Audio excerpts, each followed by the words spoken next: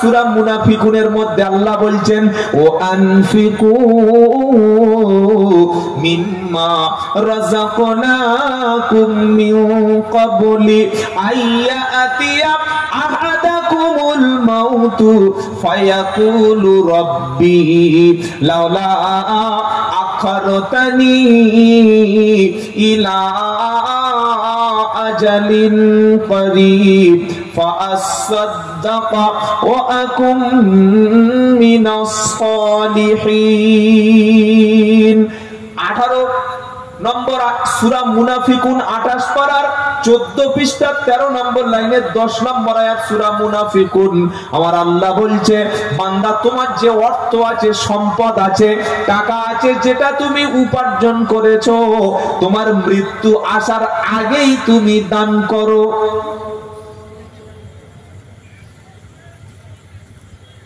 কখন দান করতে বলা হচ্ছে? মরণ আসার, মৃত্যু আসার আগে। আচ্ছা, মৃত্যুটা কবে হবে বলুন? কবে হবে? বসে যে আছেন, উঠে বাড়িতে যাবেন গ্যারান্টি আছে? সবাই বলেন। সুন্দর ঘর বেঁধেছেন, ঘর চাপবেন, দামি খাট, দামি সোফা, আল্লাহ ডাইনিং টেবিল, ড্রেসিং টেবিল, সুন্দর ব্যবস্থা, ওই রাতেই তো হার্ট অ্যাটাক হয়ে যেতে পারে। ঘর সাজিয়েছেন কিন্তু থাকতে পারবেন, এটা হতে পারে কি পারে না? বিয়ে করে কি আনন্দ, সবে এক ছেলের বাপ বাইক নিয়ে বাজারে গেছে, ব্যাস শেষ। আপনার তো কোনো গ্যারান্টি নেই, কোনো গ্যারান্টি আপনার জীবনের নেই। তো আল্লাহ বলছে দাও, মাল ছেড়ে দাও, খরচ করো। আত্মীয় স্বজন, গরিব, দুস্থ, এতিম, অসহায়, তোমার প্রতিবেশী ক্ষুধার্ত, তোমার পাড়ার মানুষ অসহায়, তোমার গ্রামে গরিব মানুষ আছে হাত পেতেছে, জিজ্ঞাসা করো না যে তুমি হিন্দু না তুমি মুসলমান। হাত পেতেছে ক্ষুধার্ত ব্যক্তি, দান করো। হাত পেতেছে গরিব মানুষ, চিকিৎসার জন্য দিয়ে দাও। হাত পেতেছে তোমার কাছে অসহায়, তার ধর্ম, তার কালার, তার বর্ণ, তার জাত, তার কাস্ট, এটা জিজ্ঞাসা করো না। ক্ষুধার্তকে খেতে দাও, তৃষ্ণার্তকে পানি দাও, বিপদে পড়েছে সাহায্য করো। আল্লাহ কিয়ামতের দিন সাহায্য করবে। জোরে বলুন সুবহানাল্লাহ। তো কোরআন কি শোনাচ্ছে? ও আনফিকু মিম্মা রাযাকনাকুম মিন ক্বাবলি, মৃত্যু আসার আগে তুমি মাল দান করে দাও, অর্থ সম্পদ খরচ করো। তা না হলে মৃত্যু যখন আসবে বান্দা বলবে রব্বানা আমাকে একটু সুযোগ দিলে আমি ভালো হয়ে যেতাম, আমার সম্পদগুলি, জমি জায়গা, অর্থগুলি আমি গরিব, এতিম, মিসকিন সবাইকে দান করে দিতাম। আমার আল্লাহ সে সময় সুযোগ আর দেবে না। আবার এই কথাটা সূরা বাকারার 254 নম্বর আয়াতে বলছে, 3 নম্বর পারা, 1 নম্বর পৃষ্ঠা, একদম 6, 7, 8 নম্বর লাইন সূরা বাকারা, আয়াতুল কুরসির আগের আয়াতটা। কি শুনছেন আপনারা? শুনছেন? খুব লক্ষ্য করুন। আয়াতুল কুরসির আগের আয়াতে আল্লাহ পাক শোনাচ্ছে, কি শোনাচ্ছে? ইয়া আইয়ুহাল্লাযীনা আমানু, ও বিশ্বাসীরা, ঈমানদারেরা, আনফিকু মিম্মা রাযাকনাকুম মিন ক্বাবলি আইয়াতিয়া ইয়াউমুল লা বাইউন ফীহি খুল্লাতু ওয়ালা শাফাআ ওয়াল কাফিরুনা হুমুল যালিমুন। ও বিশ্বাসী বান্দারেরা, আনফিকু, খরচ করো, ব্যয় করো, দান করো, মানুষের সহযোগিতা করো, আল্লাহর রাস্তায় তোমার মালটা খরচ করো। কখন, কোন সময়? ওই দিনটা আসার আগে। ওই দিনটা কি? কিয়ামতের দিন, যেদিন বন্ধু বান্ধব, আত্মীয় স্বজন, বাপ মা, পাড়া প্রতিবেশী কেউ কোনো কাজে আসবে না। সেদিন কোনো বেচা কেনা চলবে না, কেউ কোনো সুপারিশ করতে পারবে না, সেদিন কেউ কোনো উপকার করতে পারবে না। ওই বিপদ আসার আগেই তোমার মালটা তুমি দান করে দাও। বলুন সুবহানাল্লাহ। মহাবীর আলেকজান্ডার নাম শুনেছেন? আলেকজান্ডার নাম শুনেন নাই? মহাবীর আলেকজান্ডার যেদিন মারা গেল, মারা যাওয়ার আগে তিনি তার ভক্তদের জন্য 3টি উপদেশ দিয়েছিলেন।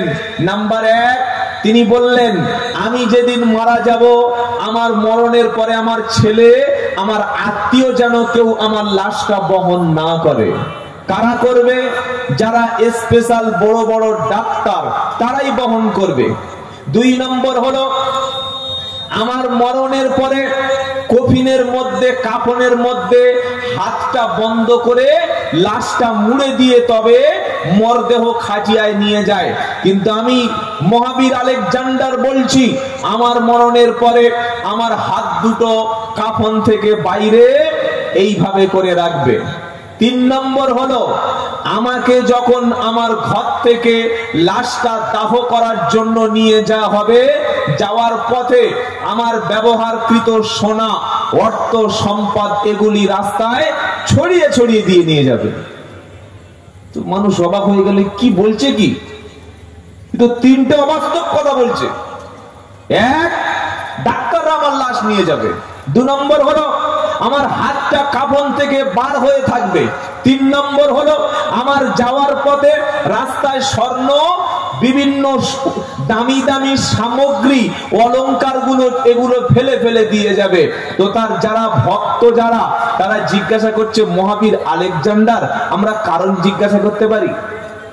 তিনি বললেন, শোনো, ডাক্তাররা আমার লাশকে বহন করে নিয়ে যাবে, এটার কারণ হলো আমি প্রমাণ করাতে চাচ্ছি যে পৃথিবীতে যারা মানুষের চিকিৎসা দেয়, যারা মানুষ অসুস্থ হলে সুস্থ করে, মানুষের জীবনকে বাঁচানোর জন্য আপ্রাণ চেষ্টা করে যারা, তারাই আমার লাশ বহন করে নিয়ে যাওয়ার অর্থ হলো যে ডাক্তাররা মানুষকে চিকিৎসা দিতে পারে, কিন্তু ডাক্তারের হাতে বাঁচানোর ক্ষমতা যাবে, বলুন।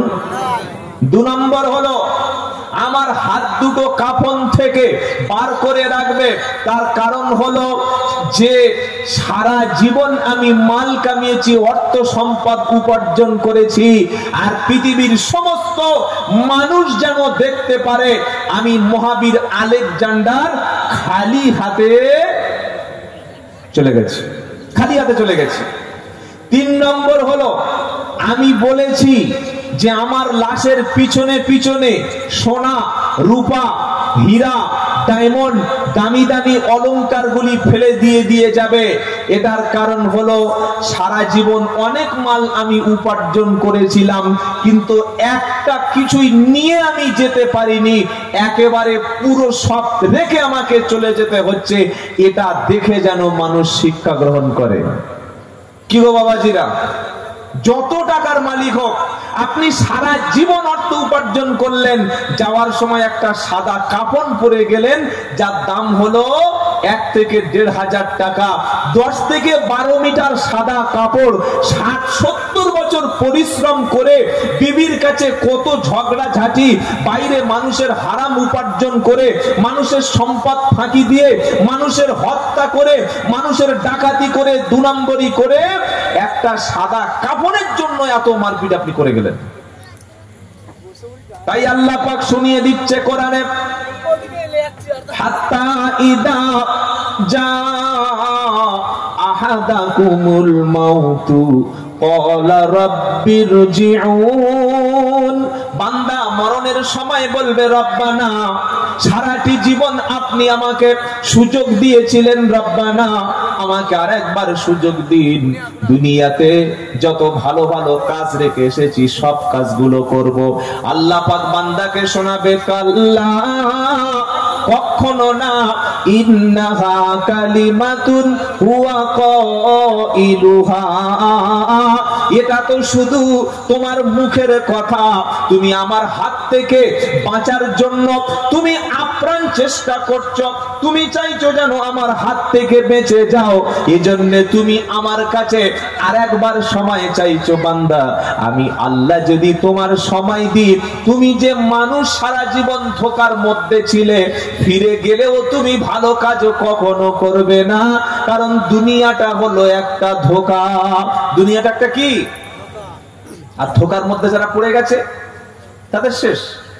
فأما من طغى وآثر الحياة الدنيا فإن الجحيم هي المأوى। পার্থিব জীবনে, পৃথিবীর জীবনে ধোঁকায় যে ব্যক্তি পড়ে গেছে আর আল্লাহর হুকুমের বিরোধিতা করেছে, আল্লাহ যতগুলো কথা বলেছে বান্দা প্রত্যেকটি কথা অস্বীকার করেছে। যারা পৃথিবীর ধোঁকায় পড়ে গেছে আর আল্লাহর হুকুমের বিরোধিতা করেছে, আল্লাহ পাক শোনাচ্ছে ফাইনাল জাহিমা, কি গো, ফাইনাল জাহিমা হিয়াল, তার ঠিকানা জাহান্নাম। কিন্তু আবার এক শ্রেণীর মানুষ আছে, ও আম্মা মান খাফা মাকাম রাব্বিহি ওয়া নাহান নাফসা আনিল হাওয়া ফাইনাল জান্নাতা হিয়াল মাওয়া। যার মনের মধ্যে এই ধারণা, এই চিন্তা, এই ভাবনা যে আল্লাহর সামনে কিয়ামতের দিন দাঁড়াতে হবে, আল্লাহর সামনে আমাকে দাঁড়াতে হবেই হবে, সেদিন প্রত্যেকটি কাজের হিসাবও হবে, এটা যার মনের মধ্যে ধারণা, যার চিন্তা ভাবনা, আর মনের খুশি খেয়াল খুশি মতো বান্দা চলবে না। মন বলছে সুন্দর নারীটা যাচ্ছে, দেখে চোখের আশাটা মিটিয়ে নাও, মনটা সায় দিচ্ছে মাল খেয়ে নাও, মদ খেয়ে নাও, মন বলছে হারাম ইনকাম করো, অন্তর তোমাকে ধোঁকা দিচ্ছে। তুমি এই জীবনে বাঁচতে হলে সুদের মাল ছাড়া চলবে না। পৃথিবীটা আনন্দের জায়গা, এনজয় করার জায়গা, এটা মন বলেছে। কিন্তু যে ব্যক্তি নিজের নাফসকে কন্ট্রোল করেছে, নিজের প্রবৃত্তি অনুসরণ করে না, আল্লাহকে ভয় করে আল্লাহর হুকুম মতো জীবন যাপন করে যারা, কোরআন শোনাচ্ছে ফাইনাল জান্নাতা হিয়াল মাআ, তার ঠিকানা হলো জান্নাত। আমরা আল্লাহর গোলাম না নাফসের গোলাম? সত্যি করে বলুন, সকলে বলুন দেখি, সত্যি? আল্লাহর গোলাম যদি আমরা হতাম, আল্লাহর গোলাম যদি আমরা আজকের হতাম, এই চরম পরিণতি মুসলমানদের কখনো হতো না। আল্লাহর গোলাম বলে নিজে দাবি করি, আর লটারির টিকিটের দোকান দেখলে সঙ্গে সঙ্গে মাল কেটে বসে দেখে। আপনাদের এখানে লটারির টিকিট কাটার লোক নাই কি আছে? আল্লাহর গোলাম বলি, নফসের গোলামি করি না। 55 বছর বয়স হয়ে গেছে, এখনো দাড়িটা ক্লিন শেভ করে। ছি ছি ছি ছি ছি। মাদ্রাসায় ভর্তি হয়েছে একটা ছেলে, সবে 2 ক্লাস পড়েছে, তার মুখে দাড়ি আছে, দাড়ি চাচে না। দাওয়াতের সাথী হয়ে এসেছে, ঘুরে এসেছে দাওয়াত দিয়ে, তার মুখে দাড়ি আছে। তামাম বিশ্বের সমস্ত ওলামাদের মুখে দাড়ি আছে। 50 বছর বয়স হয়ে গেছে, যৌবন ফুরিয়ে গেছে, যৌবন শেষ হয়ে গেছে, আর কদিন পরে জানাজার নামাজ হবে, এখনো ক্লিন শেভ করছে। ও তো নফসের খায়ের সাথে পড়ে গেছে, ও তো নফসের গোলাম। আল্লাহর গোলাম তখন প্রমাণ হবে ফজরের সময় ছুটে ছুটে, আজান হয়ে যাওয়ার পরে সঙ্গে সঙ্গে ঘুম ভেঙে যাবে, আল্লাহর মসজিদের দিকে যখন আমার পাটা চলে যাবে, তখন আমি প্রমাণ করতে পারবো আমি নফসের গোলাম না, আমি আল্লাহর গোলাম। আমি সুদের মাল খাই, আমি মিথ্যা বলি, আমি ওজনে কম দিই, আমি মানুষের উপরে জুলুম করি, আবার কি বলছি, আমি আল্লাহর গোলাম। নফসের খায়েশাত মেনে জীবন যাপন করবে যারা, পৃথিবীর ধোঁকায় পড়ে যাবে যারা, তাদের ঠিকানা জাহান্নাম। মন যেটা বলছে সেটা যদি সত্য হয়, হক হয়, কোরআন সুন্নাহ অনুযায়ী হয়, সেটা আমি মেনে নেব। খেয়াল খুশি মতো চলবো না, এক আল্লাহর কথা মতো চলবো। বলি ইনশাআল্লাহ, বলি ইনশাআল্লাহ।